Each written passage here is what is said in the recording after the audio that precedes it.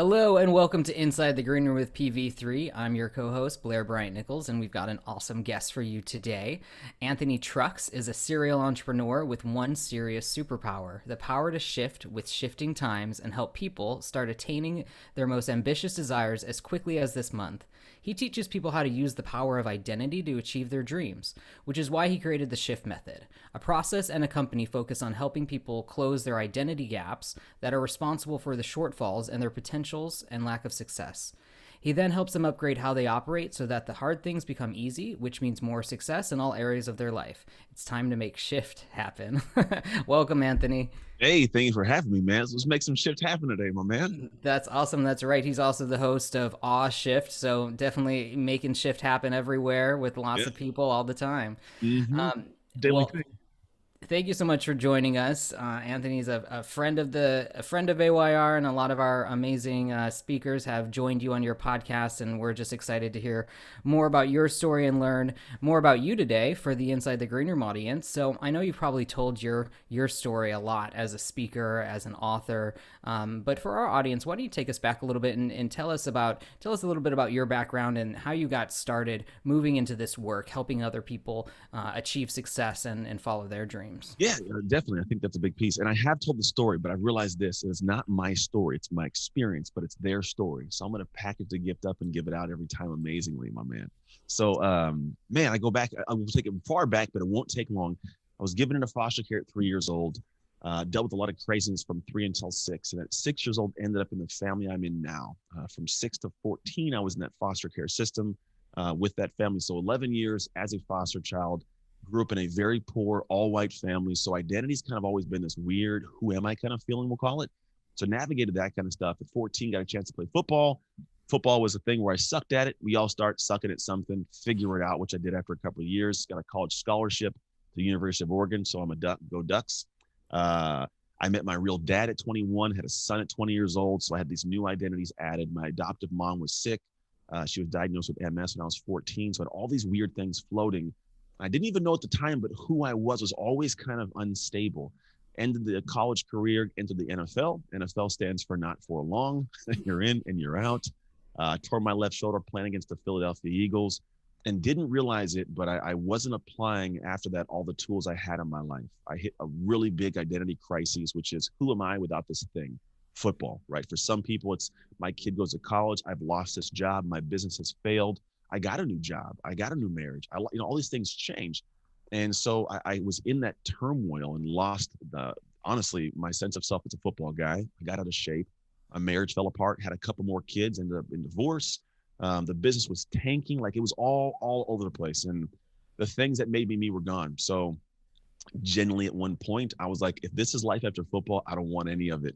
Like Blair, I'm cool. Like this is life. I don't want it. And I was genuinely on the verge of not being here anymore, we'll call it. But there was a moment that kind of woke me up and I kind of realized that there might be something of use to my life and to my story. And for a couple of years, man, I just kind of went through what I call a fog, which is like you just kind of stuck and float. And I'd been in the business world, wasn't doing very well, but finally figured the business out. But then I wasn't really figuring out what I was supposed to do with my life and felt like it was my thing. And unfortunately, in 2014, I was in a room holding my mom's right hand and she took her final breaths. MS took her life, took her all of her potential. And the reality is she allowed me to be a non-statistic. 75% of inmates at any prison in America are former foster kids like me. 50% of the homeless population are former foster kids, and less than 1% of us graduate college. But I beat those odds, played in the NFL, opened a business and ran it, sold it after 10 years because of the way this woman, she impacted my life to allow me to reach a fuller potential. And when she passed, my thought was, God, I want to do that. I want to take her heart and give it to the world through me if I can by unconditionally loving on people to help them reach a higher potential. I didn't quite understand how or what to do with it. And I've happened across this world. And this world kind of opened this door of like, dude, your story could be something that could help people. And if you understand how it's unique, you can take that little piece and then plug it to somebody else's life and figure it out. And so I went back to my football roots and realized some of the things that made me me. I am a different dude. And we're all different people, right? And if people can understand who you are and then who you need to be to have what you want, that's the magic spot. And the way you get there is through action, not by always hoping and dreaming and thinking, but taking action on specific things. Football taught me some magic, man. it taught me how to strategize and plan at a world-class level. You can call it productivity, but that's kind of like calling like a yacht a boat. Like there's so much more depth to it, but it's understanding how to plan really strategically, but also have an aspiration of plans. What's a big picture of like, what can I dream for that I want to go there? Like, you're not going to go to my house if I'm like, it's dirty, it's bucketed, you don't want to be here. But if it's a great place, like, yeah, I want to go visit Disneyland, right? How do you create a Disneyland dream? Then how do you execute on the plan? Because a lot of us have plans and vision boards and everything that never get executed on. And it's not always, the things we say, oh, no time, or what. It's like, it's a fear inside of something.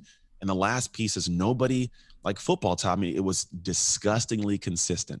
Like in and out. Coach Tomlin with the Steelers was really big on you got to be disgustingly consistent, which means you got to be consistent off the field every day. So when you show up in the game, you can wear down the opposition in life. And so I learned how to do that and realized in a cool conversation with some really cool minds that my weird thing was like identity. A lot of the things I've struggled with, they all kind of, for some reason, were things that most people get stuck on, but I navigated past them. So much so that I got back with my ex-wife after 3 years divorce, have an amazing marriage now. I got a thriving 7-figure business. I got kids that are happy and healthy. I am happy and healthy, and then I get to then give it back to the world. And so it wasn't very short, but I hope it landed with kind of the concepts we can unpack today. But for me, I've realized it's not what you know. It's not who you know. It's what you do with that. Who are you with that tool? And when people can understand how to shift into that by planning, executing, and being consistent, it's a game changer for their lives. Yeah, I love that, and thank you so much for sharing, your story, because any one of those things, could have been enough to kind of derail your future, or make you think that there isn't a future out there for you.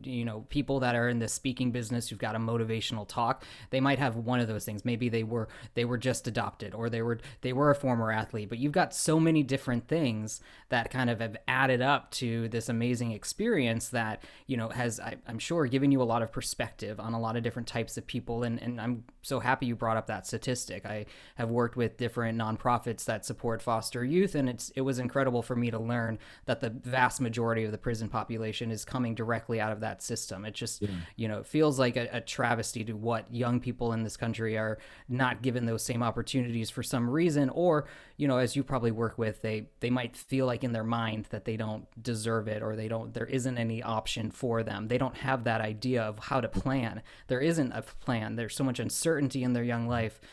So I just want to applaud you for, not just overcoming that, for recognizing that it's a way to help others. So I want to get into kind of some of the things you talked about. So how did you start? How did you get into, your first client, or your first person that you started reflecting more on them, how they can change their mindset, how they can start making these plans and execute, before it became a business. I want to, kind of learn how you got started to kind of feel that out, practice before you get to the Super Bowl. Yeah, obviously, if I go way back to the beginning, like this world I didn't know existed until I ended up in an event called Experts Academy with Brendan Burchard in Santa Clara, California.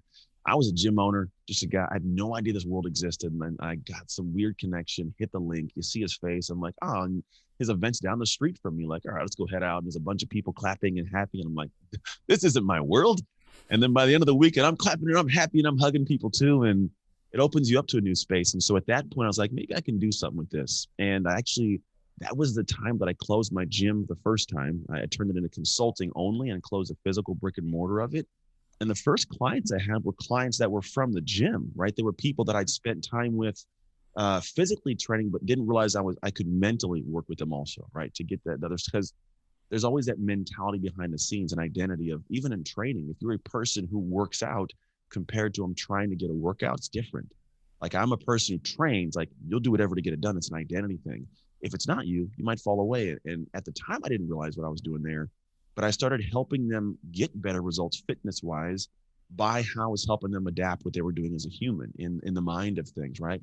And so what ended up happening was I had these people do it. They got some cool results. I was like, oh, this is kind of cool, and maybe I could do it at a bigger level. And I started applying more information. And you start going to the online stuff, and you start sharing ideas, and you do your videos. And I wanted to find ways to push it. One of the things I did that really dialed it in for me that I don't know if people don't know a lot, but this is something I did every day. So for 1,333 straight days, I did what's called a nightly 90 video, a 90-second video. And I did it from all over the world. I did it in South Korea, the Philippines, Russia. I did it everywhere. And what it was I wanted to get to a level of consistency for something, because I realized that being consistent taught me more than what I did once or twice. And it was an exercise kind of in just like, one, I wanted a skill set to speak. It's called extemporaneously, without a bunch of ums and ahs like I'm doing now. I wanted to be able to formulate thought in the moment and then have a full talk. And so what I did is I just did it past the pain and the failure. I had a plan of what I wanted to do, and I executed the plan when I didn't feel like it. But the consistency of it to build something special. And that led to more clients, because when they could see me being consistent, one, it built trust. This guy's doing this. He's going to be here. He's not going anywhere, right? Two, it built a skill set that no one could touch, like the ability for me to talk and flow and speak. I could seriously pick anything in your room right now and turn it into a talk, like a 90-second talk. So that kind of over time became this weird asset and a strength of mine that I then realized, like, that really is my gold. Like, before it was kind of like I'm talking about how to be stronger and work hard, like, do it. But then I realized, like, no, there's a magic to be able to stay with something for 3.65 years. Like, there's something tucked inside that. And if somebody could stay with something for just a year, it would change their life. But majority of people, like less than 1% of people I ever meet, if I ask them, what did you commit to a year ago you're still doing? It's nothing. And they wonder why success is not there, because they have the book and they got the course and they're in these things. But then if they're honest, it's not like clockwork for their lives. So how do you even get the momentum to succeed? That's really what the problem boils down to.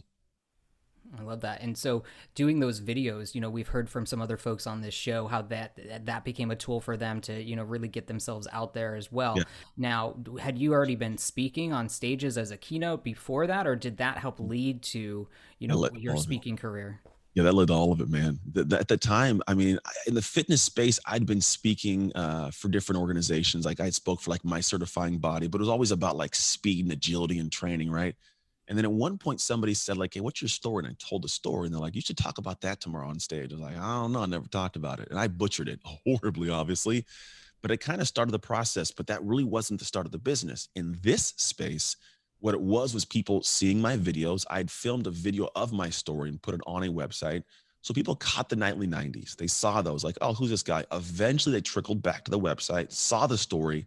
That led to the bookings. And that led to me kind of figuring out more about the space. So that was actually, at first, it was college gigs. I was driving in the middle of like Wyoming in the middle of the night, like seriously, like 2 a.m. after speeches at some college where like nobody marketed. So there's like one, like, no lie, at one point, one person showed up to a speech, full room, one person. I was like, let's just sit down and have a chat, bud. We just talked.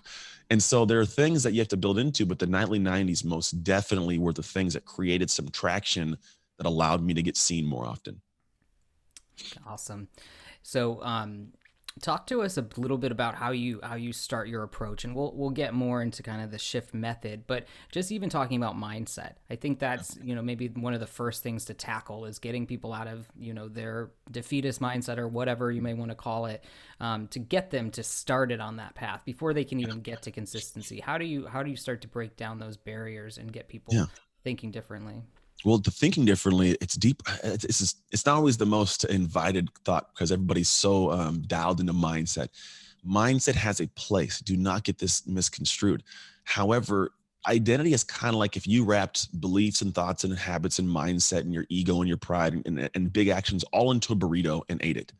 That you are comprised of that. Because if you think about it, when I say, oh man, I got a strong mindset, like, people who are successful, we're not walking around thinking that. We're just doing our things. Somebody else looks at us and says, man, you got a powerful mindset. And for me, it's like, I just figured it, if I promise it, I'm going to do it, right? Or if it's hard and I like to lean in, it's joyful for me.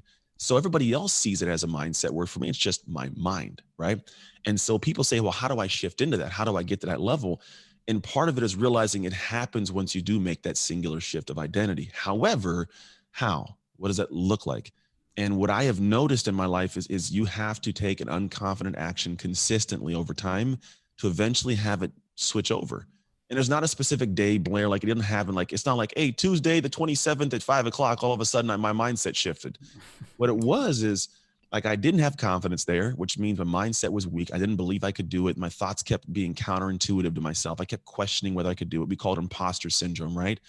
So why would you even think you could do it? And if we're waiting on mindset to be able to take action, we're going to be sorely mistaken of it being a successful tool. What you have to do is you lean in against any part of it feeling like, you feel great about it. Because realistically, if it's new to your life, why would you have confidence in it? Like what you can have confidence in you, but what I believe you do is you have to bring out and take unconfident action. Like when you jump off a cliff as a kid, you're like, I don't know if it's going to work out. And you jump off, you're like, oh, this is amazing, right? But you got to jump off the cliff in some things. And usually it happens more than once. Usually it happens and it hurts the first time and the second time and the fifth time and the eighth time. But then after a while, it's like, no more pain. Damn it, it's joyful. And it all happens against the confidence. So I do it unconfidently. I try this thing and then I get some feedback. And I get a little bit that helps me do it better the next time. But if it's like a 10 the first time, it's an 8. That's a 7. That's a 6. And it goes down and down. Eventually it's joy. But what happens is that mindset flips every time that you kind of try that thing. It starts nudging itself a little, and you keep on getting up and firing back. And eventually what happens is you shift into the point where it's not even something you're consciously thinking about to apply a mindset. It's just, damn it, I am too invested in this direction to not get something out of this. I've put too much time, too much energy. My world tells me I deserve this kind of outcome. And when you get to that deserving level because of what you've given, it's like you don't even think it's mindset. It's like, damn, this is mine. Like, you don't get to take this from me. That's when the mindset shifts. And you look at people who are just tenacious and they got this drive. It's not because they woke up one day and said, I should be tenacious. I should have this drive. It's because they woke up every day and worked against the feeling of the opposite and eventually felt like internally, damn it, I deserve this. Mm-hmm. Yeah, I mean, it's so easy for people to just say, like, that's too hard, or that's not going to go well, or to dread even a call, a meeting. It could be the simplest things in life, that people, they approach it with that negative attitude, or they just kind of like are already resigned to what the outcome is going to be. But if they start thinking about what if this is going to happen, or hey, this is an opportunity and not a challenge, just those simple things like you're talking about, and then doing it again and again, it starts to make that easier. I've worked with hundreds of speakers, or tons of speakers over the time, and a lot of them, even some of the most incredible speakers, are, oh, I'm nervous, or this is really a big audience, or this or that. And I always like to tell them, I'm like, you are giving a gift to Yeah. them. They are there to receive your gift. It doesn't matter if you're paid to be on that stage. It doesn't matter if, they're, it's a big, massive organization that you want to impress. They are still there to receive. They're not there to judge and critique. So you have to, and I think that helps. I think it helps them to think about, okay, this is what I have to offer. This is what I'm here to do. And hopefully that makes that continuation of shifting their mindset more possible. So I love that that's where kind of like you're starting with this, and how people can get started with that in their own lives and whatever it is that they might be doing. So I want to shift now into talking more about the identity gaps, because I'm really interested. I'm someone that my college essay was all about. I lived in South Carolina at the time, and I grew up in Illinois, and I was like, I don't have any like cultural identity or Southern or regional identity. It seems like everyone else has these anchors, and my family's just from everywhere, and we're nothing special, and it don't have any ethnicity that's part of my identity. And so I something I like to think about as well. How do you unpack identity gaps for us, and how you help people kind of fill in and get Close to them. their core identity? Gotta close them. Well, the thing is the core identity exists. It was already built way before we knew, like a computer program, like it was programmed, but unintentionally by our teachers, our preachers, our coaches, just parents. It was always part of us. And we're just running our life from that system right now, like biological computers. And what happens is when that computer is not thought about, it just eventually the programs are to bog down. Your money, your career, your relationships, your health, those programs like a computer, they bog down. And most people don't realize that eventually you get stuck at a certain tick. That's your tick. That's your operating system. The rest of the world's going on to, Windows 95, 96, 97, 98. You're stuck at 95, right? And you don't, why can't I make more money? Well, you're operating poorly. And there's a gap. And the gap gets bigger every time the world grows, right? And the gap is this. If you don't know what that looks like, think about the things that you want. I mean, everybody every day is thinking about what we want, and we're aware of the fact that we don't have it. That's the feeling of the gap. The reason we don't have it, we will attest it to, I need more information, or I just need more time, or I got to work harder, right? We think it's what it is. But what happens if you already worked hard and you already had the information, you already did the things, like you navigated situations, if you already did that, you already have those things. So there's a reason you don't have that. There's a gap between who you are now and the person who has all the things you want. That's what's called your identity gap. The identity of this person that you are right now, the way you're operating, the way your system is going, it's stuck at that level and it wants to close that gap and get here where this person is doing the things and saying the things and executing the things and being consistent on things to have all that stuff. The gap is closing that. It's like if you close that and shift, the gap disappears because now you are that person. And what I talked about, that essentially is how you do it. I use a specific method that we've designed and refined that's been used tried and true, man, that it takes you through stages that allow you to, one, see and then shift and then sustain that over time, which boils back to how do we plan? How do we execute? How do we stay consistent? Because what happens is the more you stay consistent, it's like we talked about a moment ago, like you have these moments that are like, it hurts and it's horrible. And I give up because a lot of people try something. It sucks. I'm like, that felt bad. I just got, booed off stage. I'm not doing that again.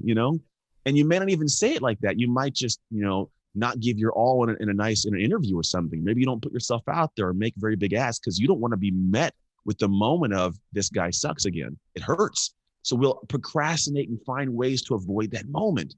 Well, your lack of consistency pulls you from that moment to learn again. Because honestly, you kind of got to bomb a good like 4 or 5 times before you kind of just get it dialed in. But if you won't be willing to bomb the second time, how are you going to reach 4 or 5, right? The consistency is a big piece. And so to close that gap, you figure out these are the big things. You got to be consistent at something. You got to learn how to execute. None of that's possible without planning. So you got to go through a backwards process and say, all right, well, if I want to get to the point where I close this gap, it's going to happen over a consistent time. I'm not going to press the gas in my car and let the gas off. I'll roll back downhill. I got to keep the gas on, right? And if I can't stay consistent because I can't execute in the first place because I'm too scared or too fearful or don't have clarity, that I'm not going to get anything moving. And if I don't have a plan that I trust that has an aspiration I want to go to, I won't even look at executing in the first place as well. So the way you close the gap is like, I'm just repeating the same thing, man. You got a plan, you got to execute, you got to stay consistent, but you do it with a plan. Like you got to know, because I think the one thing people don't realize is there's a reason people get to that midlife crisis, they call it, of like, I don't know who I am. I got to find myself. Is because in our life, we start adopting these different habits and things we see that Bob said. Bob said, go and be a vegan. Susan said, I should probably do CrossFit. Nick says, I should go and start skydiving, right? So I develop and grab onto these habits because my boss says to do it or my wife says to do it. And I'm being somebody every day. And few people grasp the concept of who you are being is becoming someone. Right? And when you're becoming someone, that person has things. They might have the car you want or the house you want, right? But after a while, if you're not aware of who you are being because you didn't plan out what you want to do from the beginning, now you just show up at like your 50s and you're like, damn it, I don't really like this guy that much. And I don't like what he's doing. I don't like who he is, right? And so for me, all this stuff goes to actually structuring a thought process behind the scenes of the human being you want to be, which we talked about earlier, which is your mindset. It is your beliefs. It is your thoughts. It is your habits. It's the personal pride you have about what it is that you identify as. But when that stuff happens and you put it in place and you work the system, you close that gap. That's all it is. If we go back to the first question, you just have a gap. It's not a gap in information. There's far too much of it now, Blair. I'm giving a bunch of information. I'm probably boggling minds right now. It's far too much information. If you took 5% of what you know and you just did it nonstop, you'd be good. But there's more stopping you. So if you want to close the gap, man, stop gathering more information and start using the damn stuff. I love that. Yeah, I mean, there's tons of resources out there, especially now more than ever. It's all free, for the most part on YouTube or whatever, just depending on what you're trying to learn or do. What's the hardest part for people then? Is it getting started and creating that plan? Is it then just executing? I mean, I imagine consistency is the habit that really takes a while to Yeah. build. But Ego. what about the planning process? Talk to us a little bit about like getting into figuring out what is the right plan for you, or as you're working with your clients, like where do they struggle, and how do they overcome that to get on this path? The ego, man. The ego is the fun thing. Ego stands for everyone's greatest obstacle. That's it. It's everybody's thing. They stand in the way. And what it looks like is protecting the identity you currently have. And you protect it by telling stories that make you not have to feel so bad, right? Oh, you know what? I'm a mom and I'm busy and I don't have much time. Or I'm a dad, man. I got to deal with these things. Or, I've got a busy day at work or whatever it may be. And the problem is our ego won't sit back and say, okay, it sounds good, but it's a sucky excuse. Like really, it's a poor. You want this dream? You said you wanted this thing, right? Well, I'm telling you, this is what it takes. You're giving me an excuse for it because you're protecting the ego. I don't need any of that. I need to know at the root of it, are you prepared to dig in and find your blind spots? Because if you can't find a blind spot, you're not going to plan correctly because you're going to make assumptions that will not even allow us to look at a true plan. When we get to actionable, I got to be able to infuse things into your life. But if you're telling me you don't have time and it's not there, you will find ways to fill that space with pointless stuff or excuses. So we can't even get it done. And on top of that, if I don't really know where you're at, we can't set a destination for your GPS because it won't be able to calculate a path. So if we don't sit back and say, look, you're telling me your destination's here, but let's be honest, you are really, really bad at communicating. You don't express, right? That's no, I'm good. I don't need to talk. No, that's a problem. And if we don't figure out that that's a problem, we can't set that destination, my man. We got to figure out how to be able to navigate that. So the first one is ego. And then what you do at that point, we actually get a clear picture of what the blind spots are. We get to look into them. We get to unhitch those invisible chains that have been holding you back. And here's what's beautiful when somebody can do that.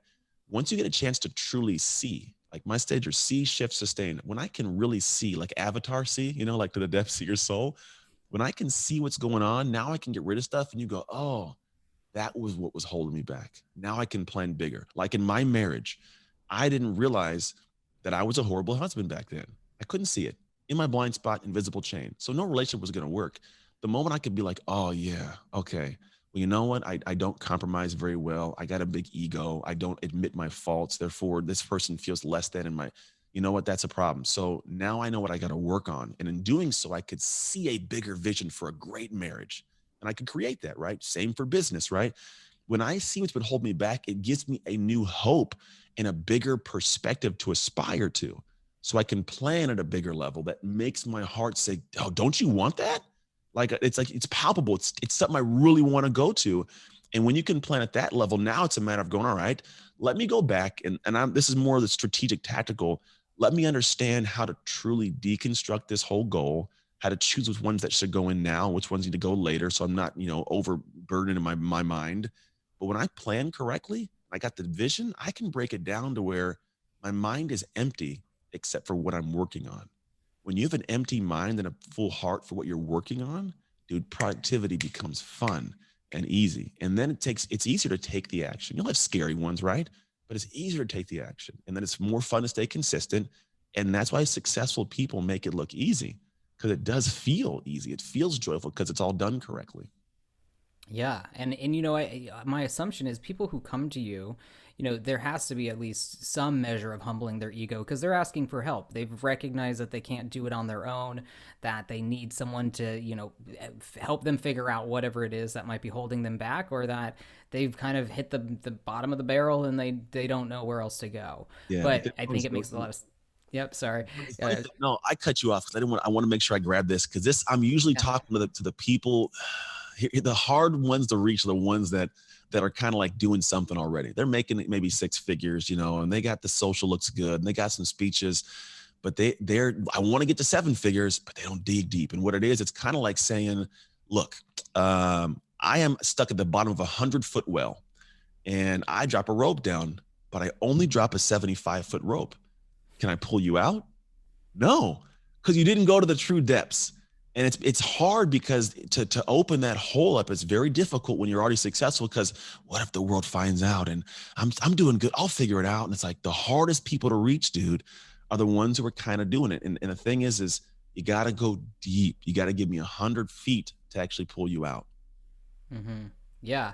And that's I feel like that's probably the big hurdle up front with folks like that, that they know they need help, the resources, they're used to, hiring teams or consultants, but they're not probably used to turning it back on themselves and figuring out really what is the thing that I'm not doing, not just what competency don't I have that I need to hire, or what external factors are keeping my business from growing, but what am I not doing, or what about me is keeping that Yeah, it's not fun. back. never Yeah. enjoyable, but it's enjoyable once you figure it out. Then it's like, oh, cool, okay, I can move past this. But if here's what I tell people, you get to choose the kind of pain. You can choose a 2 for the next 2 years of pain every day, like no big deal, or you can choose a 10 of pain for like a couple months and it's done. Now, if I do 2 every day for the next year, we'll call it. That's what 300, 600, 700 something days of like minimal pain, or like give me like a good 3 months of like some tens. It doesn't add up to the same. It's more pain, but early, like ripping the band-aid off. But some people will sit at it too for a long time, as opposed to like, let me roll the band-aid off and then I can get clear of this. Yeah. Yeah. Well, I know you've got a book coming out around the identity shift called The Identity Shift in Yeah. 2021. So probably, shortly after you guys are listening to this. So tell us a little bit about what you delve into there, what inspired you to kind of get this methodology, into a book, and how, you feel like this is now going to be an additional tool in your practice, in your outreach to folks. Yeah, yeah. So when I do these podcasts and these chats and these talks, there's a lot that I don't cover in the science and the structure of an identity shift. There's actual processes and frameworks that we work through, and I realize like it's got to be put in a place where people can go consume it and really get a feel for it. Because let's be honest, it's not a common thought right now. Everybody has been like, "Hey, mindset for the last 10, 15 years. Mindset's big, and productivity and then habits, and it's all there, and they're all phenomenal. They are powerful tools that have been highly studied, as has identity." And the science exists, but for some reason, nobody's turned it into a tool for the masses to actually have success with. So I realized, like, you know what, this has been a great tool for me. I've done the work to figure out like how it ties in, how it actually encompasses all those things. And I figured it's something the world really needs to understand. And when you do, it allows you to understand that there's another pathway that actually can get you the end result you want. In fact, faster, but more permanently. Because if you look at like habits, they can change, right? They can adjust. And then if you look at like a mindset, like if you have a tactic or a tool, great. But the moment you hit some moment that it doesn't have a strategy for or a tool for, you're screwed, because you're just like, oh, overwhelm, and then the productivity stuff's great, but like I could be productive in a direction I don't want to go, right? So why don't we go back and take a look at what's the umbrella for all those? What is covering or comprised of all of those? It's identity. And the studies show that. So I was like, well, let's put this stuff out in a simple to understand way to where you can see like, oh, if I can do this, this, and this, like I can change my world. And it will be mindset work. It will be productivity work. It'll be habitual work. Like it'll all be there. You're not missing something. It's just a different way of approaching and getting all of it in one fell swoop. Yeah, and a book is a great way to scale your knowledge and allow you to help a lot more people than you Oh can, yeah. one by one, or even in bigger workshops, whatever. So Mm-hmm. that's exciting. You guys definitely keep an eye out for Identity Shift. You can probably pre-order now. So I want to talk a little bit about some of the questions that we like to ask people, and we can kind of go back and forth on other things that may come up. But I want to know about speakers that impacted you. You mentioned Brendan Burchard and his, Yeah. one of his events, but even before you even thought about being a speaker yourself, was there a speaker that inspired you, that made an impact in your life, be it personally or professionally? Yeah, man. It's been a few. I like Les Brown's dope. He got a cool little flow to him, right? You know what's interesting is Harvey McKay. Harvey McKay is this older gentleman who is he got this slow kind of sauciness to him. I don't know if that makes sense. He got a cool groove, man, and he's been a really good person. I watched him a couple of times give speeches. Got a good flow to him, man. Who else is in there? Jim Quick's been a good speaker because he's a guy that kind of doesn't have a full polish, but like he's so personal and tells a story, and he dials you in and then he gives you on the spot stuff. There's still things I use to this day from one speech that I heard this man give about how to give a speech, right? And how to memorize things. So it's very tactical and very useful. And then, I mean, B's good, man. B is a powerful speaker. Brendan, the way that he's able to take a story that would be seemingly insignificant and draw you into it, it's honestly like it's a craft that's fun to watch. But yeah, man, those are the speakers. And I always watch guys and girls all over the place give powerful speeches. Tamara Lowe years ago, I think Tamara Lowe was pretty cool to watch. I don't know where I watched her, but remember she had a cool, I don't think she does much anymore, but she had a cool thing about motivation that was pretty good, inspiring speech too. Awesome. Yeah, I just like to know kind of, who's out there in the world, and we hear some similar names every once in a while, but it's nice to, just remind people, some of the people who've been around for a while, then talking about leadership for decades, and others that are a little bit more current. As as you know, our audience is comprised of folks like yourself that have leveraged stages and speaking to grow their business, but also our event planners and organizer community. So obviously this year has been a crazy one, and we've Yeah. talked about it ad nauseum and all the shifts and moving to virtual. But I want to ask you too, from your perspective and just from your experience, how has this year impacted your business? What has it allowed you to do, and what were the things that had to be put on the shelf for Yeah. now as you adapted to circumstances? I didn't have a massive problem with it, mostly because I probably lost easily 150,000 in speeches easily because it all got canceled, right? So like all that money is gone. However, I realized one, I'm in season of dad. I got 3 kids. I got a 16-year-old. I got two 11-year-old twins, and so like I love my family, man. I love being home. I love being in person and getting them to school in the morning, all that kind of fun stuff. But here's what I do realize is I have always known that if you are not on a stage, you're unemployed. Like that's kind of how I look at it, which means that I can't just simply look at like what is the speech itself. I got to have the back end. You have to have the scaling from stage. People call it scale the business past the stage is more of a thing. And even before I knew about AYR is always one of the things that I think Brendan instilled in me. So I got to know B person, like he's a buddy now, and we've done some things together business wise. And I just from being in his seat one day, I now speak on his stages. And what it was, he says, years ago, there was a person who was traveling around South Africa with a very prominent speaker, and I want to give a name, but he says, I told this guy, hey, you got to get into the online coaching and course and create structure past what you're doing. You can't just talk all day. And that guy didn't take the hint. And years later, Brendan has obviously scaled to an amazing level. And this person is still well known, but doesn't have the impact and reach they could have had. So I always knew you got to have an online aspect or some way to reach people and work them through a process. So what I did is I made sure whenever I was, kind of building this business, I always had coaching as an availability. So I would talk on a stage, but when we get off, like I can work you step by step through this process by going through a very detailed coaching program with the videos and the worksheets and the coaching and accountability and a full structure and a team. And so when this all hit, I pivoted, man. I just went and said, hey, I'm already kind of wanting to be more home. Let me just start building a campaign. So I started building out marketing campaigns, brought a team on to kind of help with the ideation of it all. And then I put some campaigns in place, drove traffic to my team. They hop on calls. They get people to know what we're doing. They put them into coaching programs. We walk them through the coaching program. And so for me with this, I've actually enjoyed it.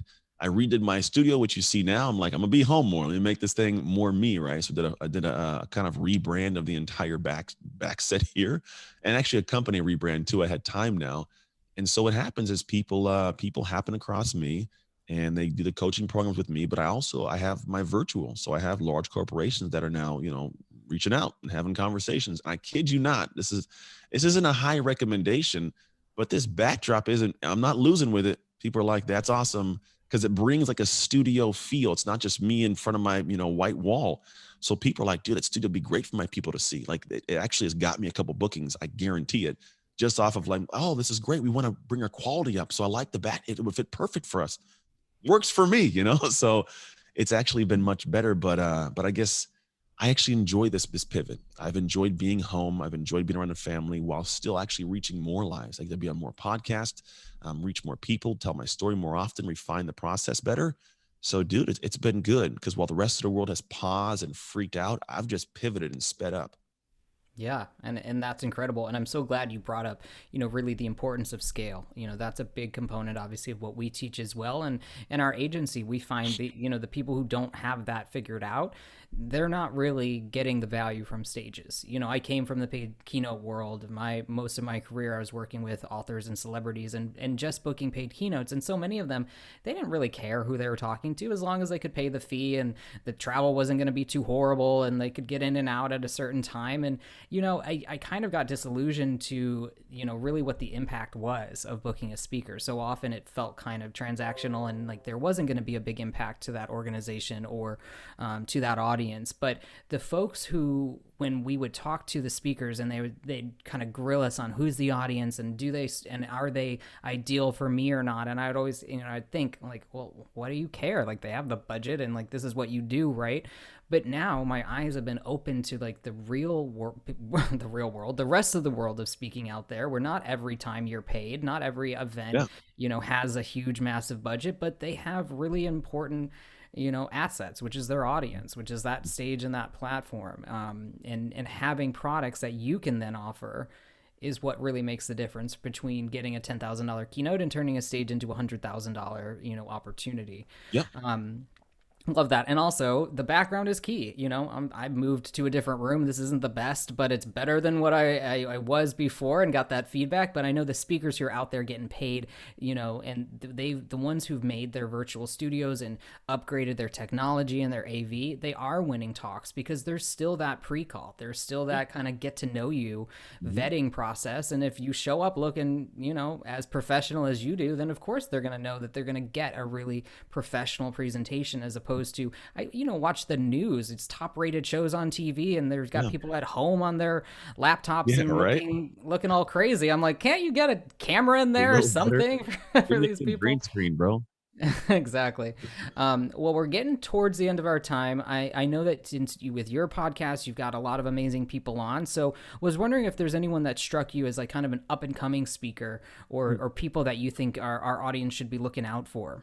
The audience should be looking out for. It's a guy that I know. I don't know, it's a personal guy. He's just kind of starting. A guy named Brian Bogert. You know why I like Brian? Brian's got a really good heart, a really good story. He has arm cut off and reattached. Kind of psycho, kind of crazy, right? It was a whole different story. You got to check him out. But Brian's got a great heart, man. Solid dude. But he's skilled at what he does, and I think he's a guy that you want to kind of keep an eye out, but follow him along, pay attention to him. Dude's just a good human. Absolutely. Yeah. Brian's actually one of our clients, full disclosure. Oh, see, there you go. He's awesome. Yeah. He when he was young, he got hit by a truck in a parking lot that severed his arm. And yeah, his story is crazy, but he has definitely, like yourself, turned, some young, challenges and tragedy into, a really impactful business for people to overcome, some of their limiting beliefs and challenges as well. So thank you for sharing that. Yeah, small world that way, huh? I had no idea. Always good to know who's making an impact. I just threw a name out. That is super weird, but I'm excited. It makes me feel, I'm gonna go give him a message like, hey bro, I talked about you. Everybody knew you. Oh, we'll definitely let him know he got an awesome shout out. So Anthony, you've given us so much value, and thank you for giving us kind of the high level approach to what you do and the work that you're doing in this world. What is kind of one piece of advice you'd share with either the meeting planner event organizations that, have suffered through this year and maybe not moved as quickly, and to folks like yourself who are just getting out there, building their business and spreading their message and getting on all sorts of stages to try to do that? Yeah, I think now's a good time to experiment, man. I think I think everybody, if you think about it, prior to this, there was always these tried and true processes of how things worked. And the way I look at it is, if you were ever going to experiment, now's the time the world will give you grace for trying something. And it's going to also be a time for you to, I guess, give yourself a leg up if it comes to the next stages. If you're prepared, like, you're going to have a better opportunity. So experimentation gives you more knowledge about things that most people may not be learning because they're trying to stick to the old world. So I say thrust yourself into the new world. Obviously be smart about finances and don't do anything crazy, but try new stuff, man. Try multi-streaming, try live stuff, dropping a podcast, find ways to do things. But the big thing is, if you can do this correctly, is experiment without burning yourself out. That's the big thing. When most people experiment, they start throwing things out and they end up burning themselves out. It's all based on willpower. And when you do that, you're setting yourself up for failure, because even if it does work, if you can't be consistent because it's driving you insane, you won't be. So experiment things with like small windows or a team that can do some pieces. Like I just launched a new daily podcast, and there's a lot of working pieces to how to get a podcast up and operational daily. But I only give it about an hour and a half a week, which is mostly recording. Everything else is systemized, so somebody else is doing magic. But I want to experiment with it, and we're tracking it. We'll see if it works. But like, I'm going to have some fun trying that. I have a blast doing it, but it's not going to burn me out. If it does work, okay, great. I can try to add a little more, extra magic to it. But if it doesn't, it's okay to let it go, and I can press on to the next thing. So as meeting planners are thinking about the new world, like, start thinking about what's something no one else is doing. Because you can really, nowadays, you can set that tone, damn it. Like, you could be the one that does something cool that nobody else thought of because you experimented and tried it. And if you're a speaker or somebody out there, get out of the comfort zone. If you see somebody doing something that even sparks the thought of maybe this could, go try it. What's the worst that could happen? You look bad? Hey, it's part of the process. Try it again, right? Or think about it. What was a video you watched last week, Blair? I don't even know. I don't know a video that I watched yesterday. So no one's going to have this track record of you over time. So try something new. And if you bomb and move on. I think that's great advice. We've been talking about diversifying your portfolio as a speaker and an event planner, but I think the root of that is experimentation, figuring out what works, figuring out what you want to add to your portfolio before you just make it part of it just to say I do all these things. So I Yeah. think that's awesome. That's great advice, and it is the perfect time to experiment. And while you're not getting together potentially with family over the holidays and you're doing Zoom or whatever, try out that talk, try out that whatever. Use your family as your audience, your test audience. I love that. Seriously, do the weird things and make for a great story later on. That's the stuff people love about speakers is the great stories. You get to craft that story. So go do something that scares the crap out of you so you have a cool story to tell. Absolutely. Anthony, it's been absolutely a pleasure to talk to you today. Thank you again for joining us inside the green room. Where can people get in touch with you and learn more about what you're doing, or reach out if they want to learn more? Yeah. Well, you can go to www.slowergo.co, which is it's a quiz you can take on identity to figure out where you fit. Or people go to Instagram and just message, like DM the word shift. That's how we kind of figure out the sifting of a bunch of messages. Who are people that have heard me somewhere that want to come find out more information? So just go to IG, DM the word shift, and then I'll reach out and have a conversation with you. Awesome. Well, you can find Anthony online and various different platforms and ways. Definitely reach out. Thank you again for joining us inside the green room today. If you are part of the meeting planner and event organizations, I hope that you're joining us live inside our Facebook group, Your Events Matter. If not, please go ahead and join us there next time. You can always find out more about us at InsideTheGreenRoomPodcast.com and check out our resources tab with lots of free goodies for you there. And we will see you all next time.